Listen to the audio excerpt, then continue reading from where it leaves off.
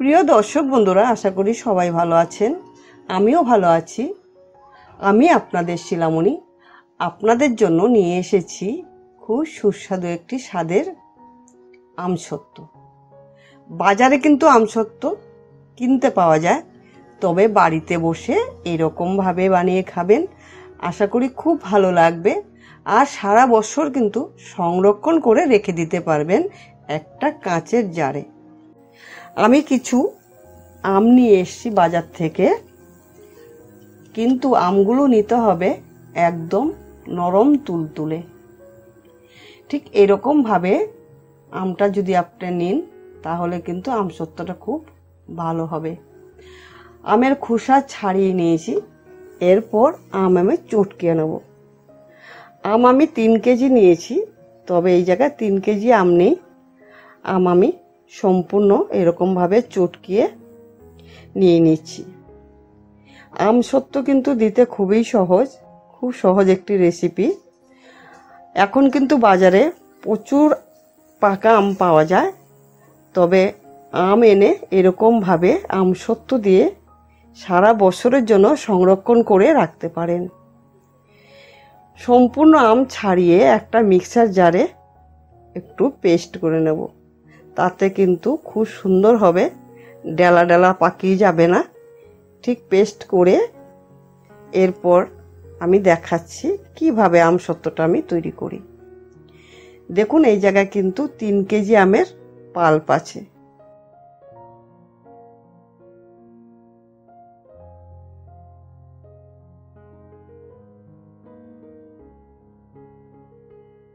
এরপর আমি একটা নেটের সাহায্যে ছেঁকে নিচ্ছি।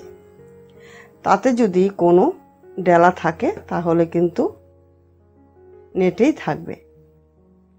এরপর ভালো করে আমি চিপে নিচ্ছি।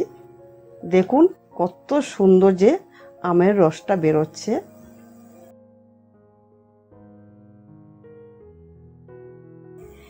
এরপর বাকিটা আমি ফেলে দেব। তারপর আমি গ্যাস জ্বালিয়ে জাল করে নিচ্ছি।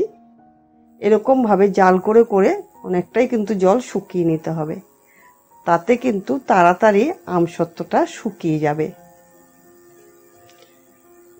যদি আকাশে বৃষ্টি থাকে তাহলে ফ্যানের তলায় রেখে দেবেন, তাতেও কিন্তু সুন্দরভাবে শুকিয়ে যাবে, একদমই নষ্ট হওয়ার ভয় থাকবে না।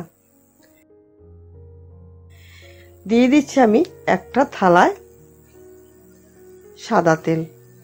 সাদা তেল দিয়ে ব্রাশ করে নিচ্ছি পুরো থালায়।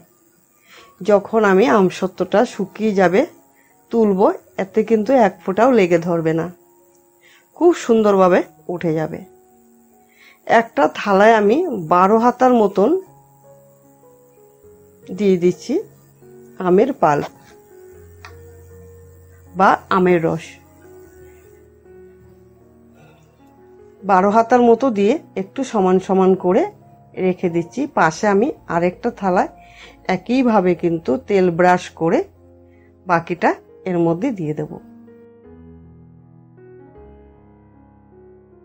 দেখতে কিন্তু অনেকটাই তালের রসের মতো লাগছে, এতটাই ভালো লাগছে যে মনে হচ্ছে এখনই রুটির সঙ্গে খেয়ে নেই। বাকিটাও কিন্তু একই জায়গায় ঢেলে দেব। এরকমভাবে সমান সমান করে নিচ্ছি। এরপর রোদে আমি দিয়ে দিচ্ছি, এক রোদে শুকিয়ে যাবে, যেহেতু আমি আগুনে একটু জাল করে নিয়েছি। এক রোদ দেওয়ার পর দেখুন কতটা সুন্দরভাবে শুকিয়ে গেছে, শুকিয়ে একদম ফেটে ফেটে গেছে। এরপর আমি একটা ছুরির সাহায্যে আস্তে আস্তে করে ছাড়াবো সাইডগুলো একটু আস্তে আস্তে ধরে ধরে ছাড়াতে হবে।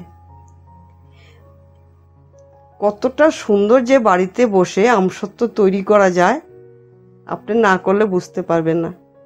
দোকানে তো সবসময় কিনে কিনে খান, তবে বাড়িতে বসে ঠিক এরকম সহজভাবে বানিয়ে ফেলুন খুব সুন্দর সুস্বাদু একটি আমসত্ত্ব।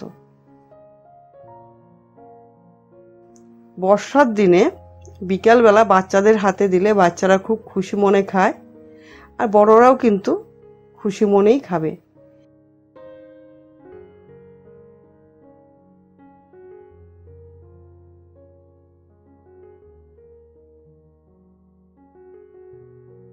যখন আমের সময় থাকবে না তখন দেবেন, আরও বেশি খুশি হবে। ঠিক এরকমভাবে আমি ছাড়িয়ে নিচ্ছি। আমার রেসিপিটা কেমন লাগলো অবশ্যই কমেন্টের মাধ্যমে জানাবেন। আপনাদের একটি কমেন্টের আশায় আমি কিন্তু সবসময় থাকি। আপনাদের কোনো সাড়া পাই না, তাই আমি ভিডিও আগের মতো ছাড়তে পারছি না, মনটা ভালো লাগে না। যদি ভিডিওটা আপনারা দেখেন বা কমেন্ট করেন তাতে কিন্তু আমার মনটা খুশি খুশি লাগে, আবার নতুন নতুন রেসিপি করতেও ভালো লাগে। একটা খুন্তির সাহায্যে একটুখানি সামান্য মাপ নিয়ে আস্তে আস্তে করে কেটে নেব। ভিডিওটা যদি আপনাদের কাছে ভালো লেগে থাকে অবশ্যই বন্ধুদের সঙ্গে শেয়ার করবেন। আর যারা যারা আমার চ্যানেলটিকে সাবস্ক্রাইব করেননি তারা অবশ্যই একটা সাবস্ক্রাইব করবেন। আপনাদের একটি সাবস্ক্রাইব আমার কাছে কিন্তু অনেকটাই দামি। আপনারা আমার ভিডিওটা দেখে কেমন লাগলো অবশ্যই কিন্তু কমেন্টে জানাবেন। আমি আপনাদের কমেন্টের আশায় আছি। তারপর আমি আবার নতুন নতুন রান্না আপনাদের সামনে নিয়ে হাজির হয়ে যাব। ঠিক এরকমভাবে একই সাইজ করে সম্পূর্ণ কেটে নিয়ে রোলের মতন করে নেব, তাতে কিন্তু দেখতেও সুন্দর লাগবে।